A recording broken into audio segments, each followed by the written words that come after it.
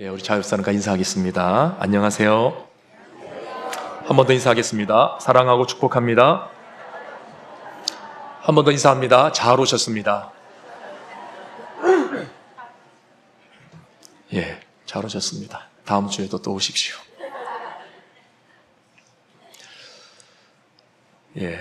오늘 말씀은 우리에게 잘 알려진 마리아와 마르다 자매의 이야기입니다. 마르다가 언니고 마리아가 동생이죠.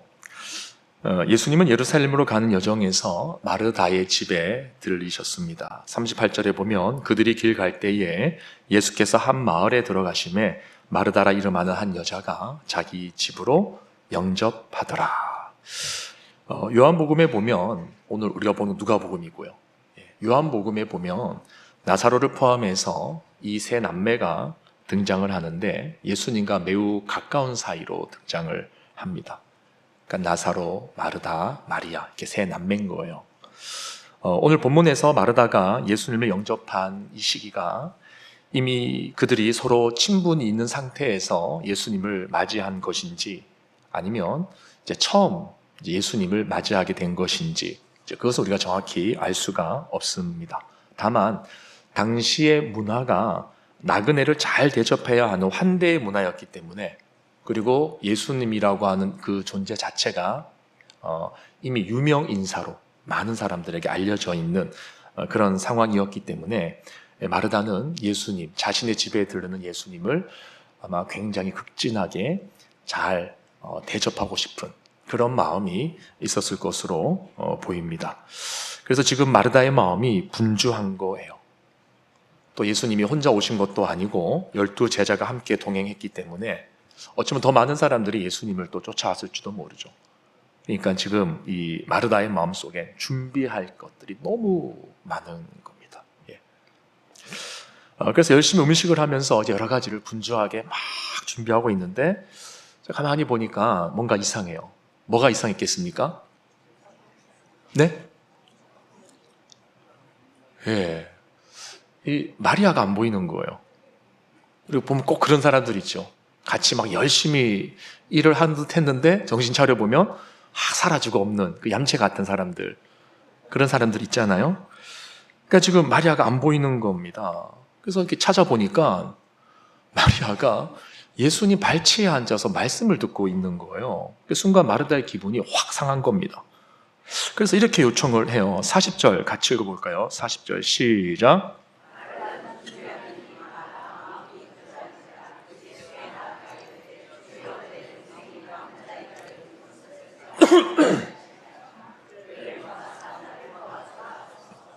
그를 명하사 나를 도와주라 하소서.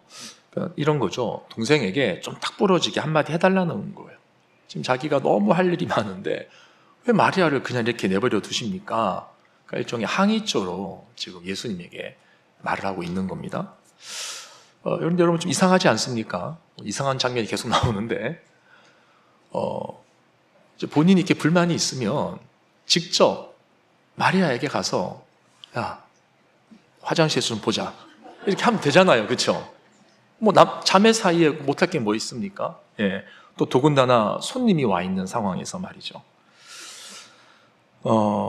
예수님은 지금 손님으로 와 계십니다. 나그네를 향한 이 환대의 문화가 보편적인 또 아주 중요한 이런 문화권에서 왜 손님인 예수님에게 마르다가 투덜대고 있는 걸까?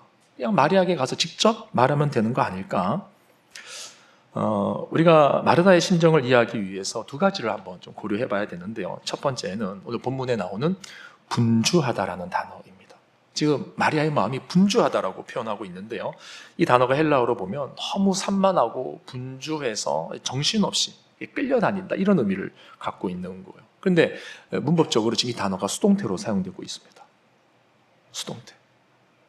그러니까 사실 이 마르다의 본심은 뭐냐면 본인도 마리아처럼 그렇게 좀 편히 앉아서 예수님의 말씀 듣고 싶었던 거예요.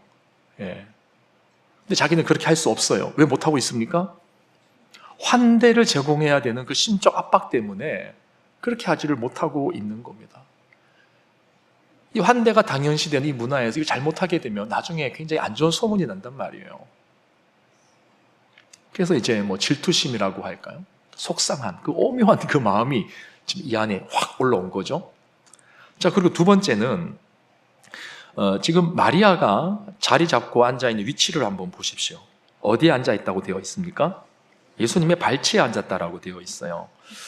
여러분, 이것은 당시 유대 관습에서 볼 때 있을 수가 없는 일입니다.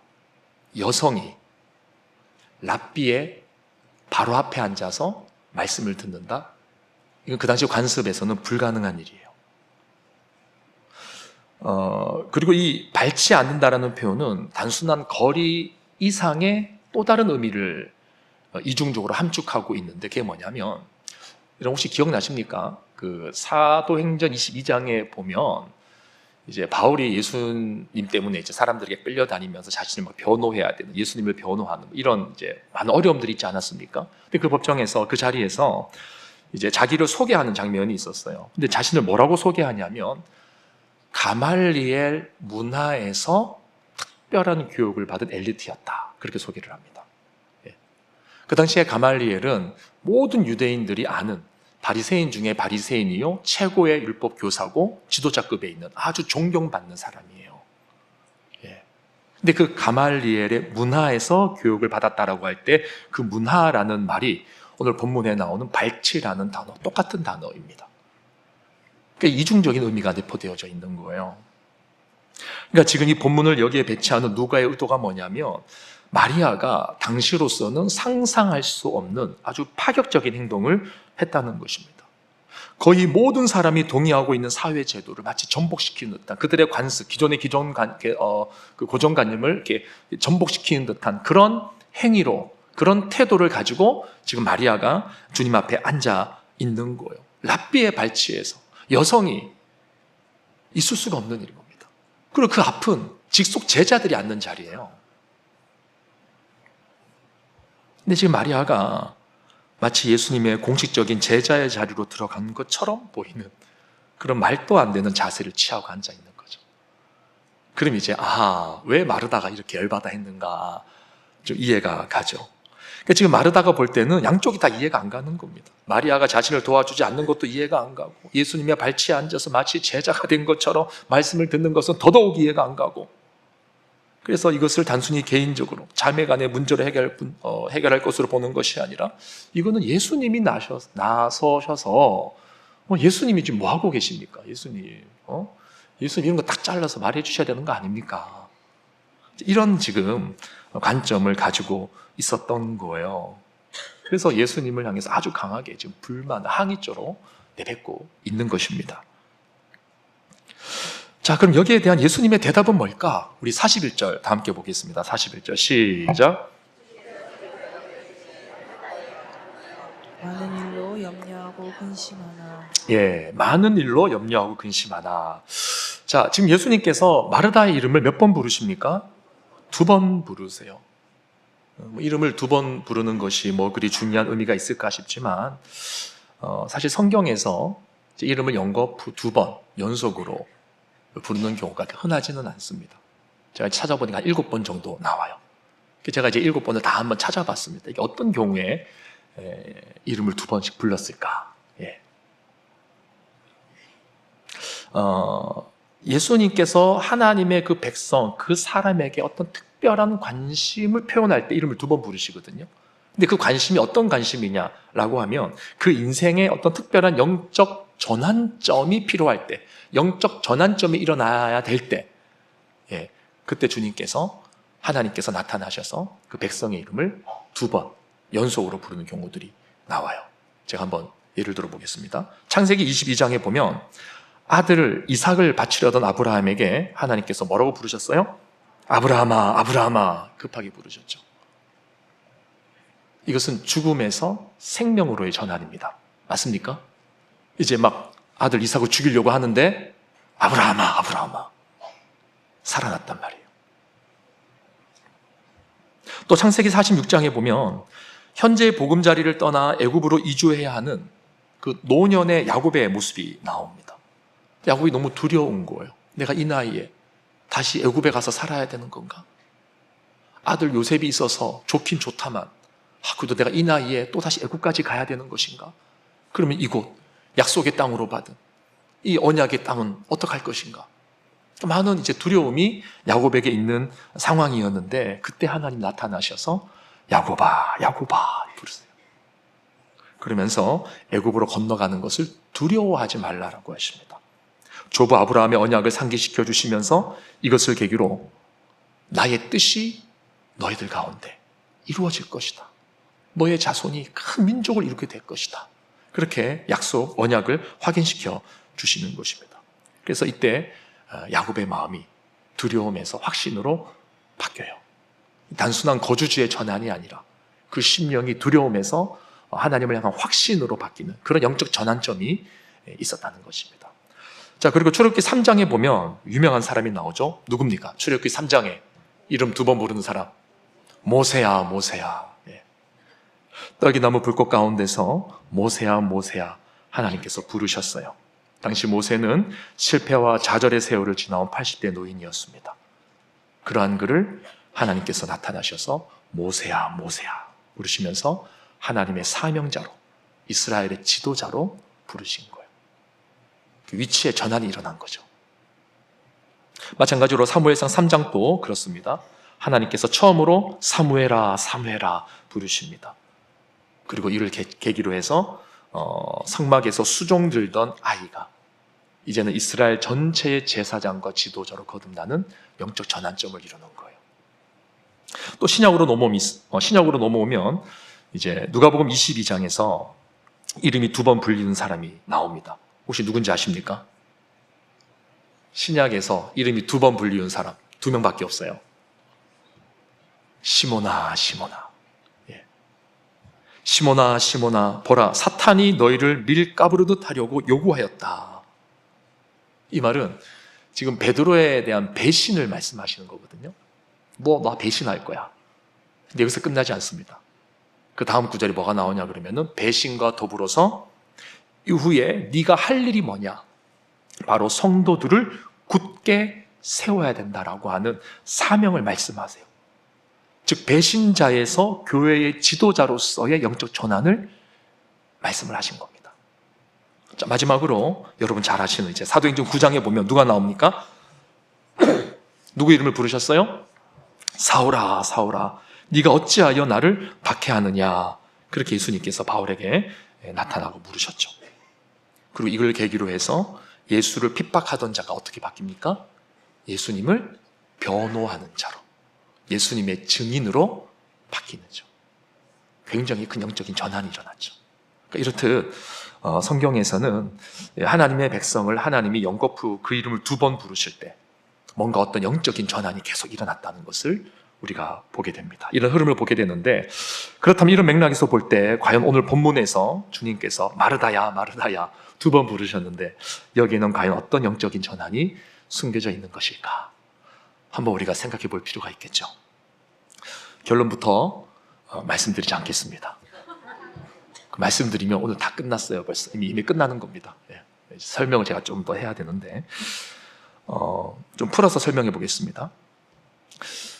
당시의 관습에서 마르다가 생각하는 환대는 내가 차린 음식, 내가 청소한 방, 내가 주도하는 어떤 분위기 속에서 손님을 잘 대접하는 것이었어요. 그래서 나중에 좋은 평가를 듣는 것. 야, 저 집에 가면은 환대를 잘 받습니다. 그래서 어떠한 나그네가 그 동네 오더라도 사람들이 저 집에 가보십시오. 저 집 가면 끝내줍니다. 그런 평가를 듣기를 원했던 거죠. 결국 이 환대의 주도권이 누구에게 있느냐라고 접근해보면 바로 나에게 있는 것입니다. 주인에게 있는 거예요. 주인에게. 근데 지금 예수님께서 생각하시는 환대는 뭐냐라는 거죠. 예수님이 생각하시는 환대는 뭐냐? 자, 우리 42절을 같이 읽어봅니다. 시작. 자, 다시 화면 띄워주시고요. 죄송합니다. 다시 시작. 이 좋은 편을 택하였으니 빼앗기지 아니하리라 하시니라. 아멘. 자, 지금 마리아가 택한 것이 더 좋다는 거예요. 사실 이 본문이 이 구절이 되게 어려운 구절입니다. 학자들 사이에서 이 구절이 6가지로 해석이 돼요. 예.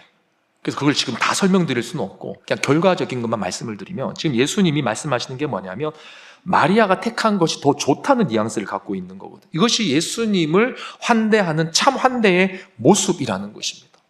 그러니까 여기에서 이제 많은 성도님들 오해를 하시는데, 그래, 마르다처럼 행동으로 바쁘게 섬기고 봉사하는 것보다는 마리아처럼 가만히 앉아서 말씀을 듣고 배우는 그런 게 더 좋은 거겠구나.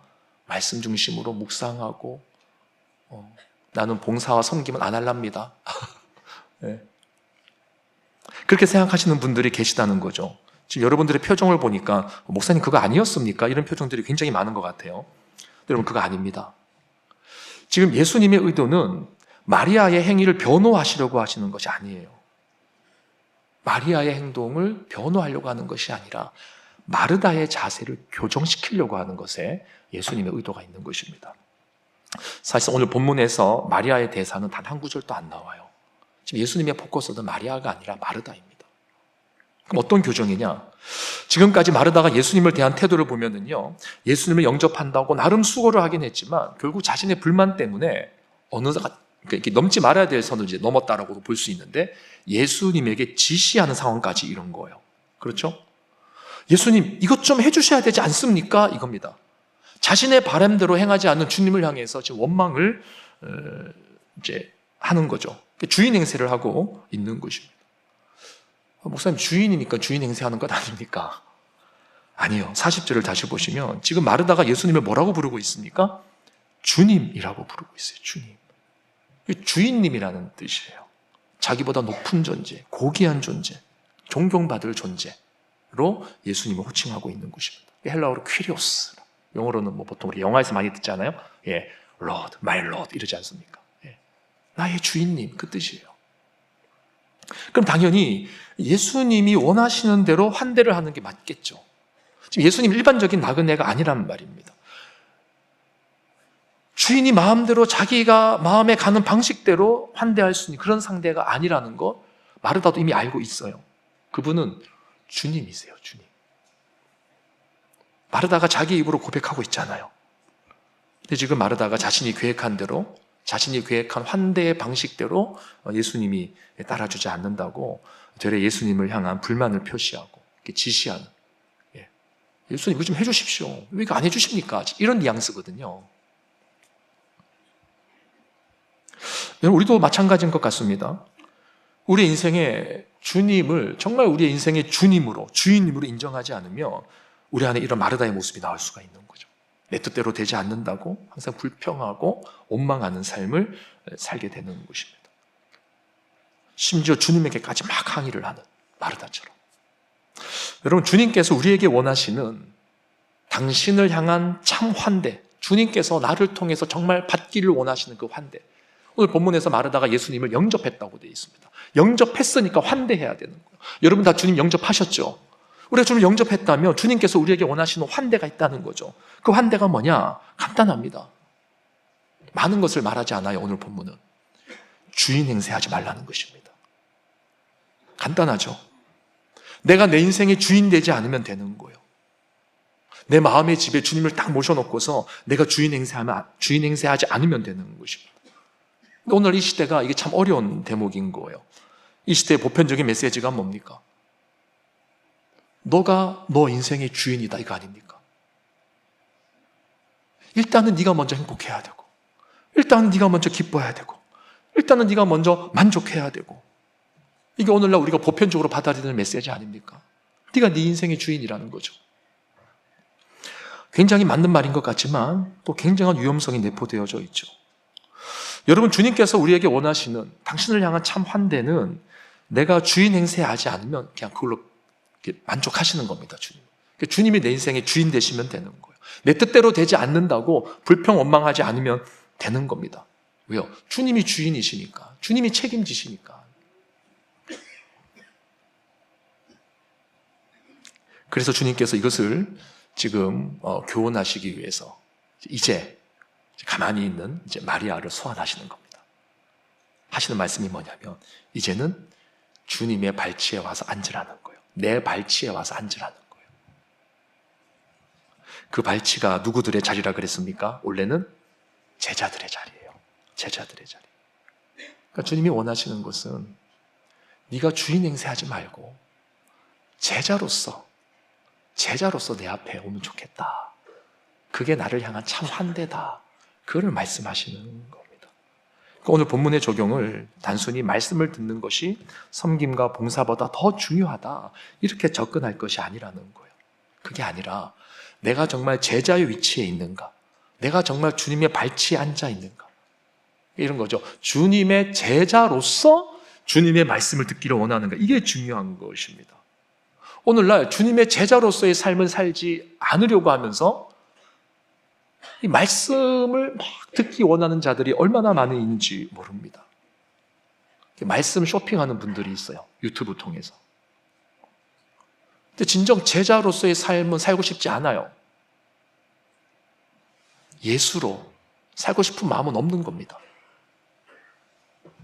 그냥 신앙의 액세서리로, 어떤 영적인 카타르시스를, 이런 표현이 좀 가격하긴 한데, 영적인 카타르시스를 누려보고 만족하고 싶어서 막 말씀을 여기저기 찾아듣는, 그거 아니라는 거예요. 물론 하나님의 말씀이 중요하죠. 근데 그것은 하나님의 말씀을 통해 우리 자신이 먼저 변화가 되고, 그 변화된 마음을 가지고 섬김과 봉사를 해야 한다는 어떤 우선순위의 차원에서 중요한 것이지, 오늘 본문에서 말씀하시는 결하고는 조금 다른 것입니다. 그러니까 지금 예수님께서는 당시 문화권에서 이해가 되지 않고 얄미워 보이는 마리아의 모습을 변호하려고 하는 것이 아니라, 많은 일에 파묻혀 심적 부담을 가지고 불평과 소원함의 늪에 빠져있는 마르다, 그래서 주님에게조차 주인 노릇을 하려고 하는 이 불안정한 마르다의 모습, 그 내면, 그 불안정한 신앙의 모습, 이거 교정해주고 싶으신 거예요. 비록 겉으로 보기에는 얄밉고 도저히 이해가 안 되는 동생의 모습이었지만 주님의 발치에 딱 자리 잡고 앉아서, 제가 그런 상상을 해봤습니다. 이 본문을 준비하면서 과연 마리아가 다른 곳에서도 주님의 발치에 앉을 용기가 있었을까? 거의 불가능합니다, 여러분. 거의 돌에 맞을 수도 있는 거예요. 여기는 누구 집입니까? 자기 집인 거예요. 그러니까 자기 집에서만큼이라도 마치 주님의 직속 제자가 된 것처럼 그렇게 주님을 따르고자 하는 마음을 갖고 주님의 발치에 딱 앉아 있는 거죠. 엉뚱한 모습이거든요, 사실은요. 파격적인 모습이거든요. 근데 주님께서 그 파격적인 모습을 소재로 갖고 오셔서 마르다에게 교훈하시는 거예요. 나를 향한 진정한 환대는 주님의 내 발치에 와서 앉는 것이다. 내 제자로서의 삶을 살기를 결단하는 것, 그게 진정 나를 향한 환대이고 영접이다. 이것을 주님께서 말씀하시는 것입니다. 마르다의 수고, 헌신이 잘못되었다는 것이 아닙니다. 제자가 아닌 주인 행세를 하며 자신의 주도권을 가지고 예수님을 대하려고 했던 그 순간적인 불만적인 태도, 그게 잘못됐다는 거예요. 그것을 교정해 주시고자 했던 것입니다. 자, 그럼 이제 결론을 내려보도록 하겠습니다. 지금 이 마르다야, 마르다야 두 번 부르면서 어떤 영적인 전환이 일어난 겁니까? 주인의 행세를 하던 마르다에게 제자로서 내려올 수 있느냐, 이 강력한 영적 전환을 도전하시는 거예요, 주님께서. 여러분, 이 도전을 받아들이시겠습니까? 받아들이시길 바라요. 말씀을 정리하면서 우리가 이제 이 본문을 좀 더 포괄적으로 이해를 하려면 오늘 본문에서 눈을 돌려서 우리가 지난 시간에 들었던 압달락의 본문을 좀 같이 살펴봐야 되는데요.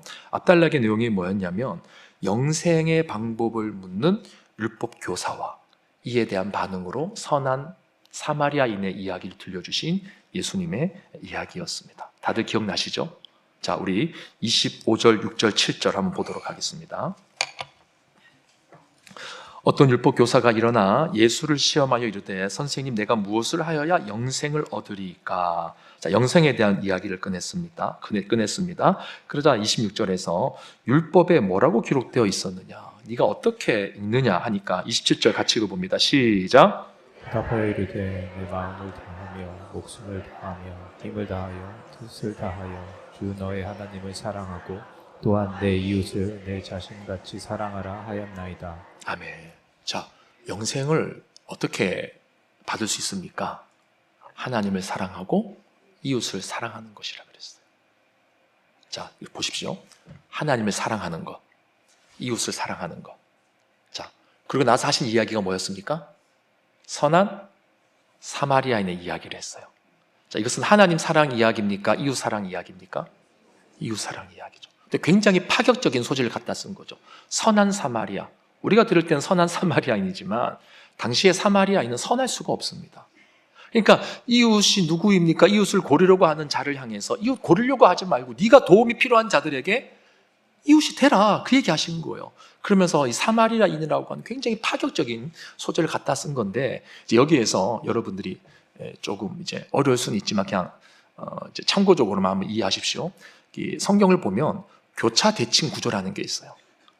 이게 뭔가를 강조하기 위해서 교차적으로 대칭 구조로 본문을 배열하는 겁니다. 예, 여기까지만 얘기할게요. 그래서 이 본문이 어떻게 배치가 되고 있냐면 하나님 사랑, 이웃 사랑이라고 했어요. 그 다음에 나온 게 뭐라고요? 선한 사마리아인의 이야기예요. 이웃 사랑을 말했어요. 그 다음에 교차적으로 나와야 될 내용이 뭡니까? 하나님 사랑을 어떻게 해야 되는지가 나와야 되는 거예요. 오늘 본문에서 누가가 선한 사마리아인의 이야기와 동일하게 파격적인 소재를 갖다 쓰는 겁니다. 마리아가, 여성이 예수님의 발치에 앉아 있다. 이걸 통해서 뭘 말하고자 하는 거예요? 하나님 사랑을 말하고 싶은 거예요.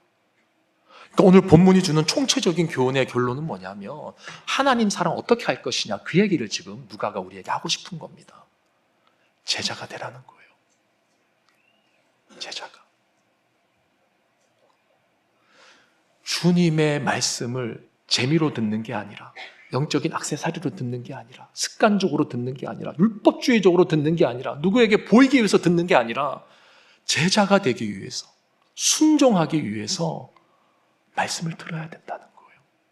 그게 작게는 예수님을 환대하는 것이고 넓게는 하나님 사랑이라는 겁니다. 그 도전을 우리에게 하고 계시는 거예요. 여러분, 우리의 자신을 한번 냉정하게 돌아봐야 됩니다. 제가 강단에서 말씀을 정말 많이 강조하는데 저는 제 자신에게 이 질문을 던지는 거예요. 제가 금요철학 때도 한번 말씀을 드렸어요.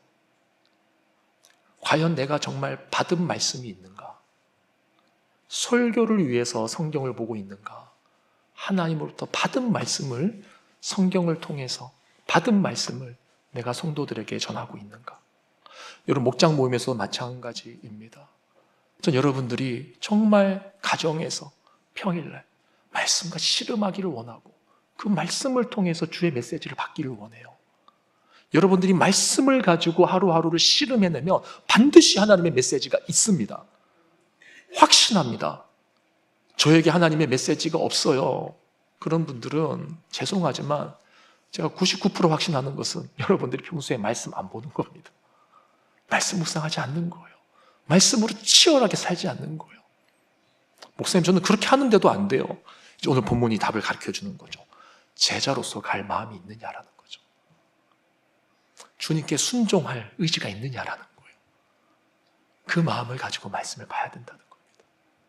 그것이 하나님 사랑의 모습이라고 우리에게 말하고 있어요. 바라기는 오늘 이 말씀이 우리 마음에 깊은 도전이 되기를 원합니다. 그래서 한 주간 동안 이 말씀 가지고 씨름하고 말씀을 통해서 주님을 진정으로 영접하고 환대할 수 있는 제자의 삶으로 살아가는 우리 모두가 되기를 주님의 이름으로 축원합니다. 우리 다 함께 일어나서 들은 말씀 생각합니다.